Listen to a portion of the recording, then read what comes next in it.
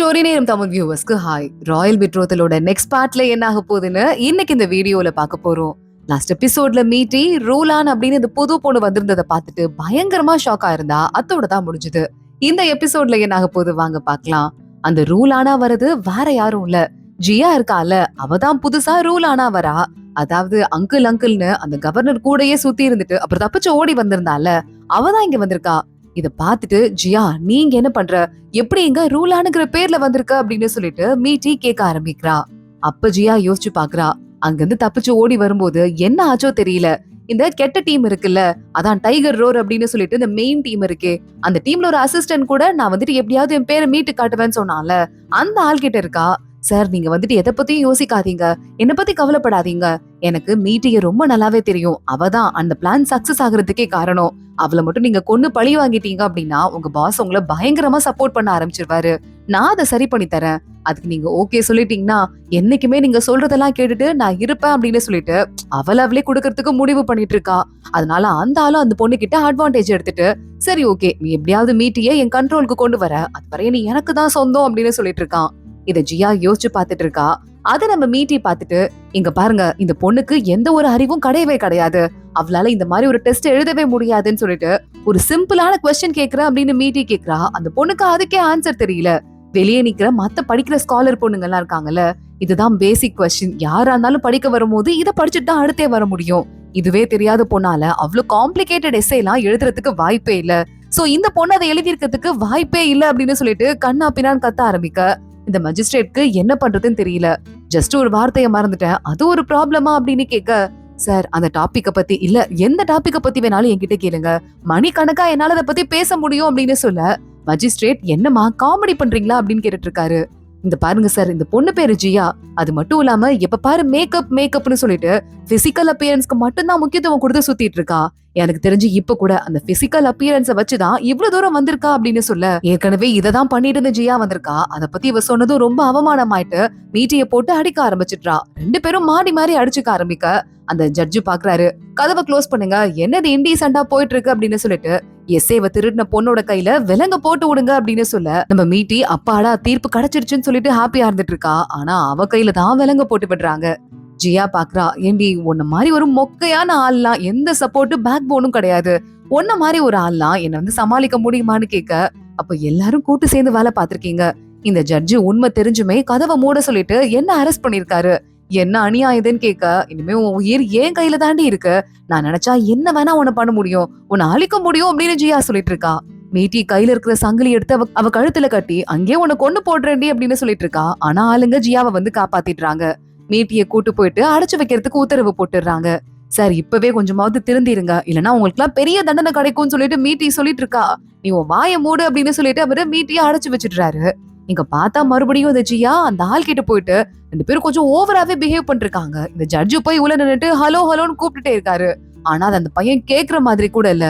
இவரு ரொம்ப நேரம் கூப்பிட்டதுக்கு அப்புறமா திரும்பி பார்த்துட்டு, சார் அந்த மீட்டிய நாங்க ஜெயில அடைச்சு வச்சிருக்கோம், அந்த பொண்ணு தப்பு எதுவும் பண்ணல, ஊரை விட்டு அந்த பொண்ணை வேற எங்கேயாவது தூரமா அமிச்சிடலாம், ஃபெயில் ஆயிட்டா அந்த சோகத்துல கிளம்பி போயிட்டான்னு சொல்லிட்டு, மத்தபடி வேற எந்த பிரச்சனையும் இல்லன்னு சொல்ல, ஆனா அவன் பாக்குறான், இங்க பாரு அதெல்லாம் முடியாது, ஒழுங்கு மரியாதையா அந்த பொண்ணு கொன்னு போடு அப்படின்னு சொல்ல, சார் எப்படி சார் நாங்க கொல்றது, அதெல்லாம் முடியாது சார், சட்டத்துல இடம் இல்ல அப்படின்னு அவர் சொல்லி பாக்குறாரு.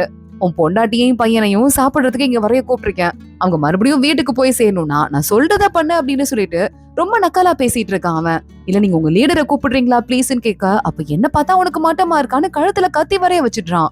இத பார்த்து இந்த ஜட்ஜு பயந்து போயிட்டு இருக்க. ஜியா ரொம்ப நக்கலா போயிட்டு, நீங்க கலக்குறீங்க மாஸ் பண்றீங்க அப்படின்னு பல்ல காட்டிட்டு அந்த டைகர் ரோர் கும்பலுக்கு அப்படி சப்போர்ட் பண்ணிட்டு இருக்கா. இங்க இன்னொரு பக்கம் மீதி இருந்த எல்லா எக்ஸாம் பேப்பரும் ஒரு வழியா மறுபடியும் நம்ம குவான் கிட்ட ராஜா கிட்ட போயிடுது. எவ்வளவு பெரிய முறைகேடு பண்ண பாத்திருக்கீங்க ஒரு எக்ஸாம்ல, கொஞ்சமாவது நல்லாவா இருக்கு அப்படின்னு கேட்க, கரெக்டா அப்பன்னு பார்த்து நீ என்ன ஒரு பையன் இருந்தான்ல ஜில்லி கூட சுத்திட்டு இருந்தானே, அந்த பையன் அங்க வந்துட்டு, ஜில்லி தான் நீங்க அமிச்சாங்க, ஒரு பெரிய தப்பு நடந்திருக்கு அப்படின்னு சொல்லிட்டு அவங்க கிட்ட ஒரு பொண்ணு வந்து கம்ப்ளைண்ட் பண்ணிருக்காளான்னு பூச்சியை பத்தி சொல்லி, என் கூட வாங்க நம்ம கிளம்பலாம் அப்படின்னு கூட்டு போறான். சோ நம்ம ராஜாவும் கூட கிளம்பி போயிட்டு இருக்கான். இங்க பார்த்தா அதுக்குள்ள ஜியா மீட்டிய தண்ணிக்குள்ள முக்கி கொடுமைப்படுத்தி கத்தி எடுத்து ஷோல்டர் கிட்டே குத்திடுறா. நீ வந்து கஷ்டப்பட்டு கஷ்டப்பட்டு கொஞ்சம் கொஞ்சமா சாவணும்டி, ஒன்னா சாவக்கூடாது, அத பாத்துட்டு இருக்கணும் அப்படின்னு சொல்லிட்டு அந்த இடத்துல பத்த வேற வச்சுட்டு வெளியே போயிடுறா. மீட்டி பாக்குறா, நான் சாக மாட்டேன், சாக கூடாதுன்னு சொல்லிட்டு எவ்வளவோ கஷ்டப்பட்டு அங்க இருக்கிற கட்டைய கையாலேயே உடைச்சு தள்ளிட்டு அது வழியா எகிரி குடிச்சு வெளியே போறா. ஆனா மறுபடியும் அந்த டைகர் ஒரு குரூப்போட அந்த ஆளு வந்துடுறான். ஏய், நீ இங்கே செத்தாதாண்டி எனக்கு நிம்மதி, அப்பதான் எனக்கு மறுபடியும் என் தலைவன் கிட்ட நல்ல பேர் கிடைக்கும்னு சொல்லிட்டு மீட்டிய மறுபடியும் அடிக்க ஆரம்பிக்கிறான். ஜியா அங்க வந்துட்டு, நெருப்பு வேணா உனக்கு கொல்லாம போலாம், நான் உன்னை விட மாட்டேன்னு சொல்லிட்டு மறுபடியும் அடிக்க ஆரம்பிக்க கையில ஒரு பெரிய நெருப்பு குச்சி எடுத்துட்டு இந்த 2 பேரையும் பயமுறுத்திட்டு மீட்டி வெளியே ஓடி வரா. தப்பி தவறி எப்படியோ மிஸ் ஆகி வெளியே கேட்டு கிட்ட வந்துடுறா. அதுக்கு மேல அவளால நடக்கவே முடியல. மறுபடியும் அந்த ஜியாவும் அந்த ஆளும் சேர்ந்து இப்ப பின்னாடியே துரத்தி வந்துட்டு இருக்காங்க. மீட்டி பொத்துன்னு மயங்கி கீழே விழற மாதிரி போயிட்டு தவழ்ந்து தவழ்ந்து போயிட்டு இருக்க. அவளை புடிச்சு கத்தில குத்தலாம் அப்படின்னு சொல்லிட்டு கரெக்டா அப்ப அந்த ஜியா வந்துட்டு இருக்கா. அங்க வர ராஜாவோட ஆளுங்க அங்க ஜியாவை அட்டாக் பண்ண ஆரம்பிச்சிடுறாங்க.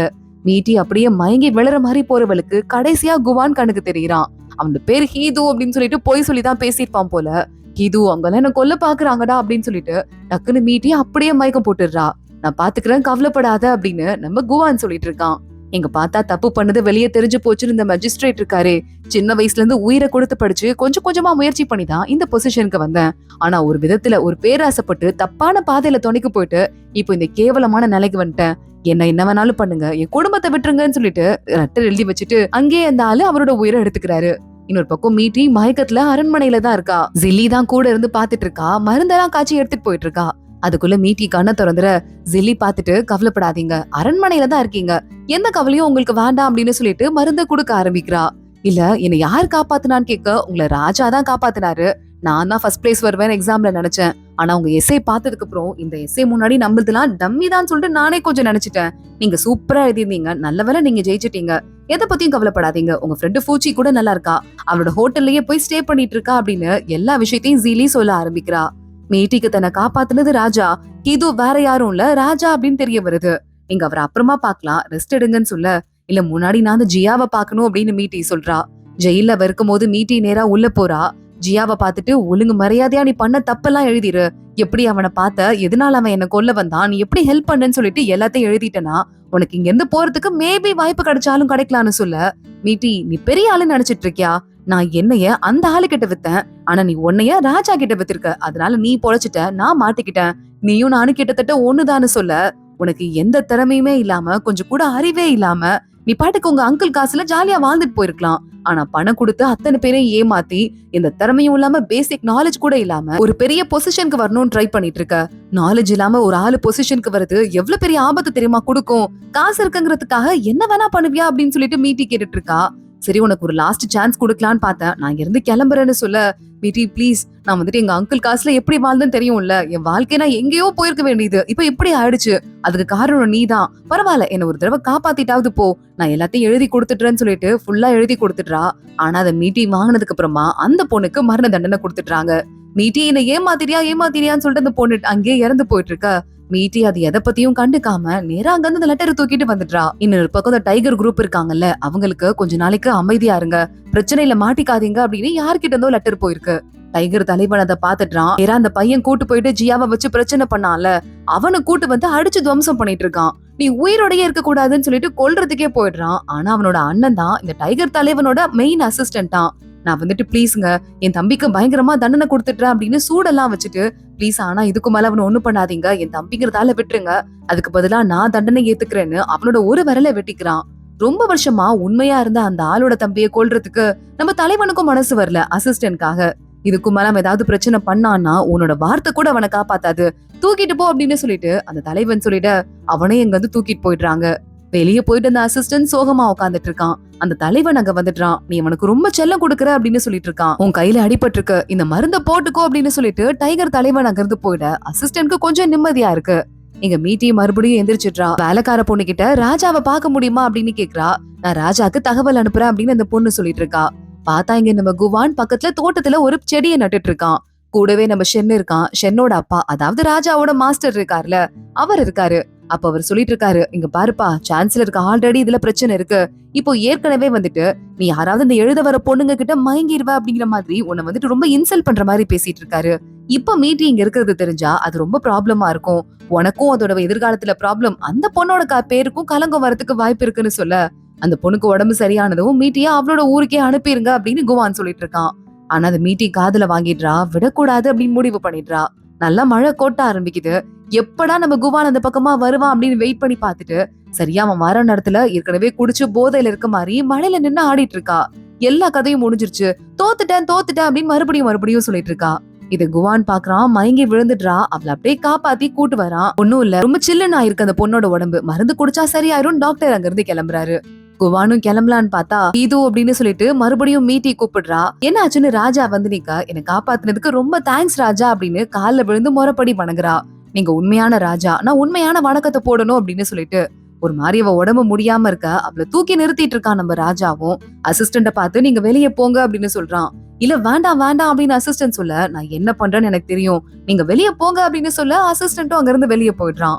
மீட்டி சொல்லிட்டு இருக்கா, என்னை எவ்வளவு மோசமா ட்ரீட் பண்ணாங்க, நீ மட்டும் கரெக்டான நேரத்துக்கு அங்க வராம இருந்திருந்தா என்னோட உடம்பு மட்டும்தான் இருந்திருக்கும், இல்ல அது கூட இருந்திருக்குமான்னு தெரியாது. என்னை காப்பாத்துனதுக்கு ரொம்ப தேங்க்ஸ்ன்னு சொல்லிட்டு தடுமாறிட்டே இருக்கா. நம்ம ஹீது கைய புடிச்சா, இல்ல கையெல்லாம் பிடிக்க வேண்டாம் அப்படின்னு சொல்லிட்டு இருக்கா. ஆனா எக்ஸாமினேஷன்ல இவ்ளோ பெரிய ஃப்ராடு வந்தது ரொம்ப பெரிய தப்பு. ஆனா எனக்கு பயமா இருக்கு, இன்னைக்கு நீ என்ன காப்பாத்திட்ட, நாளைக்கு ராஜாவாலேயே கூட காப்பாத்த முடியாத பெரிய ப்ராப்ளம் வந்துட்டா என்ன யாரு காப்பாத்துவான்னு கேட்க, குவான் உடனே நான் இங்க இருக்கும்போது என்ன ப்ராப்ளம் வரப்போகுது பாத்துக்கலான்னு சமாதானப்படுத்துறான். இல்ல எனக்கு பயமா இருக்குன்னு சொல்லிட்டு அழுதுட்டு, என் மேல நம்பிக்கை இருக்கான்னு கேட்க, கண்டிப்பா இருக்கு அப்படின்னு குவான் சொல்லிட்டு இருக்கான். மீட்டி உடனே நான் போன ஹீடோனே கூப்பிடலாமா அப்படின்னு கேக்குறா. கண்டிப்பா கூப்பிடலாம் அப்படின்னு நம்ம ராஜா அங்கிருந்து வெளியே போறான். சிரிக்கிற மாதிரி போறவன் வெளியே போயிட்டு டக்குன்னு சிரிப்பை நிறுத்திட்டு மீட்டி நடிக்கிறா அப்படிங்கறத ரியலைஸ் பண்ண மாதிரி பாத்துட்டு இருக்கா. மீட்டியும் உள்ள அவ்வளவு நேரம் குடிச்சிட்டு ரொம்ப முடியாத மாதிரி நடிச்சால முறைச்சு பாத்துட்டு இருக்கா. லெட்டர் எழுதுறா பூச்சிக்கு. பூச்சி, இங்க இருந்து செய்ய வேண்டிய வேலைகள் எனக்கு நிறைய இருக்கு, ஒன்ன காப்பாத்தணும், என்ன காப்பாத்திக்கணும், நம்மள பழிவாங்க நினைக்கிறவங்களை வந்து ரிவெஞ்ச் எடுக்கணும், அதுக்கு சில நாள் நான் கொஞ்ச நாள் இங்க இருக்கணும், ராஜா கூட கொஞ்சமா க்ளோஸ் ஆகுற மாதிரி ஒரு பாண்டை நான் கிரியேட் பண்ணி யூஸ் பண்ணி தான் ஆகணும், அதுக்காக நான் இருக்க போறேன், இங்க இருந்தே எக்ஸாமுக்கு படிக்க போறேன், நான் உன்னை மிஸ் பண்ணிட்டு தான் இருக்கேன், நீ ஹாப்பியா இரு அப்படின்னு லெட்டர் மட்டும் எழுதி விடுறா. இங்க நீயனும் ஷென்னும் வெளியே நின்னுட்டு இருக்காங்க. அம்மா உனக்கு ஏதாவது பொண்ணை பிடிச்சிருக்கா என்ன, அப்பப்போ ஒரு மாதிரி வெறிச்சு போய் பாத்துட்டு இருக்கேன்னு ஷென்னு கேட்க, அப்போ ஜீலி வரா. ஏண்டா உனக்கு ஏதாவது பொண்ணு பிடிச்சிருக்கான்னு கேட்க, இல்ல அதெல்லாம் ஒண்ணும் இல்ல அப்படின்னு சொல்லிட்டு நியன் வலிகிறான். நியனுக்கு ஜெலினா ரொம்ப பிடிக்கும் போல. ஜில்லி பாக்குறா, உனக்கு ஏதாவது பொண்ணு பிடிச்சா சொல்லு, வீட்டுல போய் பேசிடலான்னு சொல்ல. அப்போ உடனே ஷென்னு பாத்துட்டு, நீயும் ராஜாவும், நீனு நானு ராஜா 3 பேருமே சின்ன வயசுல இருந்தே ஒன்னாவே வளர்ந்தவங்க, இப்போ ராஜாக்கு நீ க்ளோஸ் ஃப்ரெண்டா வேற இருந்த சின்ன வயசுல இருந்தே, இப்போ நீ வந்து பேரரசி ஆகிறதுக்கு எல்லா தகுதியும் உனக்கு இருக்குன்னு சொல்ல, டேய் ஒன்னாவே வளர்ந்தோண்டா, எப்படி அவரை கல்யாணம் பண்ணிக்க முடியும், என் பிரதர் மாதிரி தானே அப்படின்னு ஜில்லி சொல்ல. இதை கேட்டுதான் நீ எனக்கு கொஞ்சம் நிம்மதியா இருக்கு, அப்பாடா பரவாயில்லன்னு. அவங்க இருந்து கிளம்பி போனதுக்கு அப்புறமா ஷென்னை பார்த்து, கூட நான் லஞ்ச் வரலான் இருந்தேன், ஆனா இனிமே வர முடியாதுன்னு கோச்சிட்டு நீயன் அங்க இருந்து போயிடுறான். ஜெலி அதே மாதிரி மாஸ்டரை பாக்குறதுக்கு வந்திருக்கா. மாஸ்டர் இந்த 2 பொண்ணுங்களுமே அவர்கிட்ட படிச்ச பொண்ணுங்க பாஸ் ஆயிட்டாங்க. சோ ஒரு பொண்ணுக்கு ரைட்டிங் செட் ஒண்ணு கிஃப்டா கொடுக்கறாரு.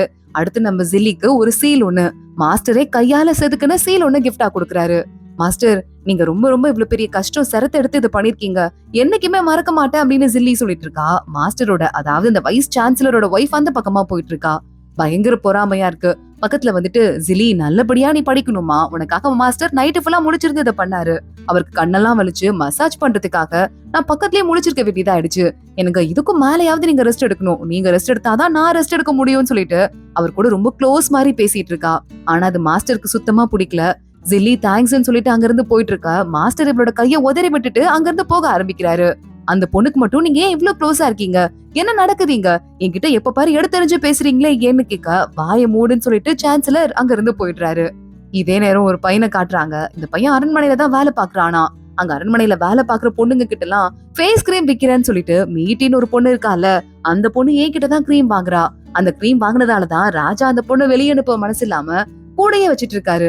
அப்ப அந்த பொண்ணோட அழகு என் கிரீம்னால தானே டெவலப் ஆயிருக்குன்னு சொல்லிட்டு எல்லா பொண்ணுங்க கிட்டையும் நிறைய காசு வாங்கிட்டு வித்துட்டான். மீட்டி அந்த பக்கமா வரா, காதல வாங்கிடுறா. ஓ மீட்டி வாங்கினதா இது அப்படின்னு கேட்க, ஆமாங்க சலுகை விலையில குடுக்கறேன் வாங்கிக்கோங்கன்னு சொல்ல, மீட்டி அப்படியா, காசு ரூம்ல இருக்கு எடுத்து தரேன் வாங்கன்னு கூடயே கூட்டு போயிட்டு இருக்கா.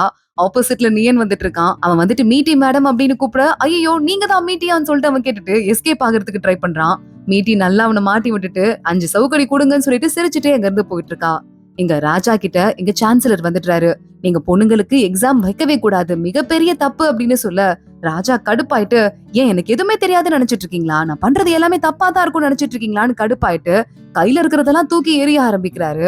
அப்போ சான்சலர் பக்கத்துல வந்துட்டு, உங்களுக்கு தெரிஞ்ச ஒவ்வொரு விஷயத்தையும் 6 வயசுல இருந்து நான் தான் சொல்லிக் கொடுத்தேன். நான் சொல்லிக் கொடுக்காத ஏதாவது விஷயம் இருக்கா? இல்ல உங்களுக்கு தெரிஞ்ச விஷயத்துல ஏதாவது நான் சொல்லிக் கொடுக்காதது இருக்கா என்ன? எல்லாமே நான் என்கிட்ட இருந்து வந்ததுதான். இப்ப நான் சொல்றதையும் கேளுங்க அப்படின்னு எல்லா மினிஸ்டர்ஸும் அவர் கண்ட்ரோல்ல இருக்கதால சான்சலர் திமிரா பேச, ஆமா ராஜா, சான்சலர் சொல்றதுதான் கரெக்ட்னு மினிஸ்டர்ஸும் பேச ஆரம்பிக்கிறாங்க. ராஜா பயங்கரமா கோவமாயிட்டே இருக்கான். இங்க மறுபடியும் ராஜா சாமி கும்பிடுறதுக்கு வந்துட்டு, ஏதோ ஒரு முக்கியமான முடிவை நான் எடுக்க போறேன் அப்படின்னு சொல்லிட்டு ஒரு முக்கியமான கோடு ஒண்ணு இருந்தது. அந்த கோட காணோம் அப்படின்னு தேடிட்டு இருக்கான். பார்த்தா மீட்டி கையில வச்சுட்டு, இதையா தேடுறீங்க அப்படின்னு கொடுத்துட்டு இருக்கா. எவ்வளவு தைரியம் தான் என்னோட பர்சனல் லைப்ரரிக்கு வந்திருப்ப, எதுக்காக இந்த மாதிரி பண்ற அப்படின்னு கேட்க, உங்களோட பேர்டனை குறைக்கணும் தான் நான் ட்ரை பண்றேன் அப்படின்னு மீட்டி பக்கத்துல வந்து சொல்லிட்டு இருக்கா. ராஜா உடனே, எனக்கு இருக்கிறதுலே பிடிக்காதது என்னை யாராவது மேனிப்புலேட் பண்றதுதான் சொல்ல, மேனிப்புலேட் பண்றதுக்காக வரல, ஹெல்ப் பண்றதுக்காக வந்திருக்கேன். அதே சமயம் எனக்கும் ஹெல்ப் தேடிக்கலான்னு வந்திருக்கேன். ராஜா, ஒரு கேம் விளையாடலாமா அப்படின்னு சொல்லிட்டு அவன் கூட உட்காந்து ஒரு கேம் விளையாட ஆரம்பிக்கிறா. அதோட தான் இன்னைக்கு எபிசோட் முடியுது. அடுத்தடுத்து என்ன ஆக போகுது தொடர்ந்து பார்க்கலாம். இந்த வீடியோவை லைக் பண்ணிக்கோங்க, மறக்காம நம்ம சேனலுக்கு சப்ஸ்கிரைப் பண்ணிட்டு பெல் ஐக்கனையும் கிளிக் பண்ணிக்கோங்க. அடுத்த வீடியோல பார்க்கலாம். அது வரைய பாய்.